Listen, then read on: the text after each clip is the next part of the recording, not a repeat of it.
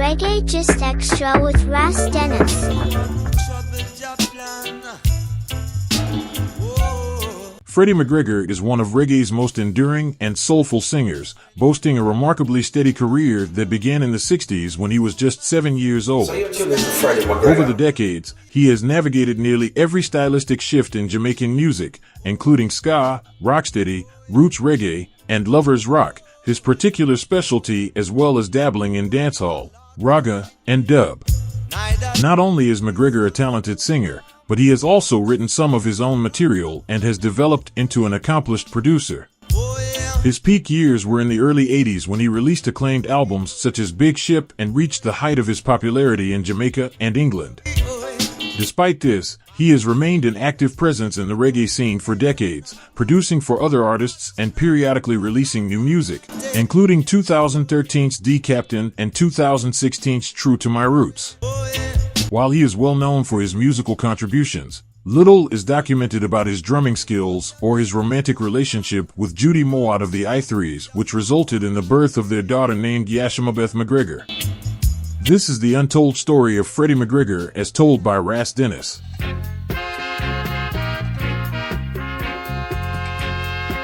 Freddie McGregor was born on June 27, 1956, in Clarendon, Jamaica.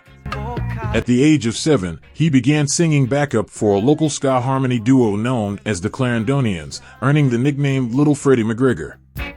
The Clarendonians recorded for the legendary Studio One label under producer Clement Coxon Dodd for a period. When the duo split in the mid-1960s, McGregor teamed up with former member Ernest Fitzroy Wilson to create a new duo called Freddie and Fitzroy. They recorded several singles, including Why Did You Do It and Do Good and Good Will Follow You. McGregor spent much of the 1970s at Studio One, where he worked as a session drummer and backup singer while developing his vocal style, which was heavily influenced by smooth, Philadelphia-style soul. He sang lead for bands like Generation Gap and Soul Syndicate, and also recorded as a solo artist throughout the 1970s, primarily focusing on singles. During this time, he began writing some of his own material, including songs like Go Away Pretty Woman, Tomorrow is Like Today, and What Difference Does It Make?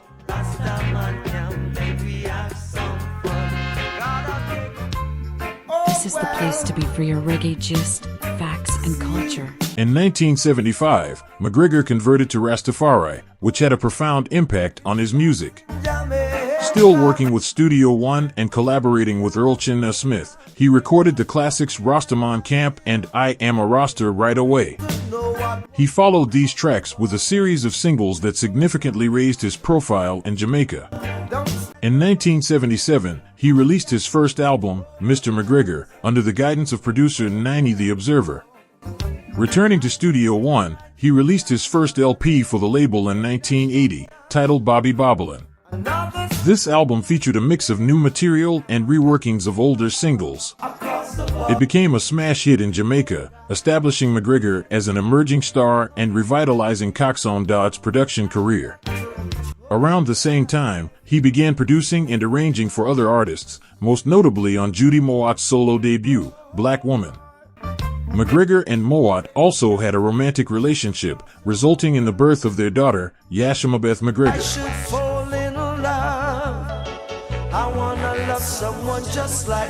In addition to his solo work, Freddie McGregor recorded as a drummer with Judy Mowatt and Sugar Minott.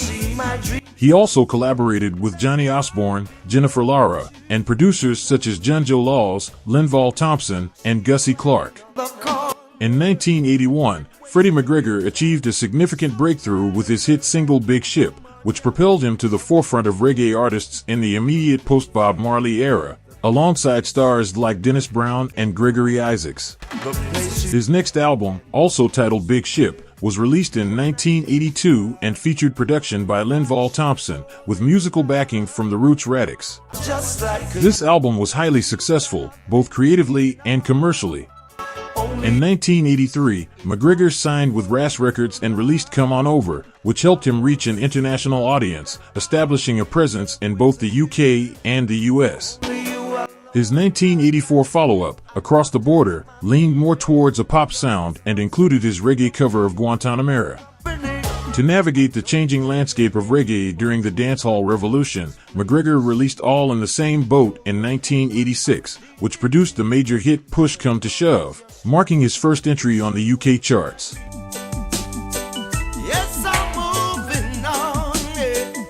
His success caught the attention of Polydor Records, and he achieved further success in the UK with tracks like That Girl and a cover of The Main Ingredients' Just Don't Want to Be Lonely, which entered the UK Top 10 in 1987. However, McGregor's partnership with Polydor was short-lived, leading him to establish his own label, Big Ship, in 1989. The first release was an all-covers album called Jamaican Classics, which received such a positive response that he quickly recorded a second volume, and eventually a third in 1996. McGregor's 1991 album, Now, also included several covers, while his 1993 album, Legit, was a collaboration with Dennis Brown and Coco T. That same year, he had a hit with his Lovers Rock cover of Justin Hines' Carry Go Bring Come. The 1994 release Push On laid much of the groundwork for what many consider his finest production work, Luciano's 1995 album After All, which featured the major hit Shake It Up Tonight. In 1995, McGregor released Forever My Love, one of his more sentimental offerings.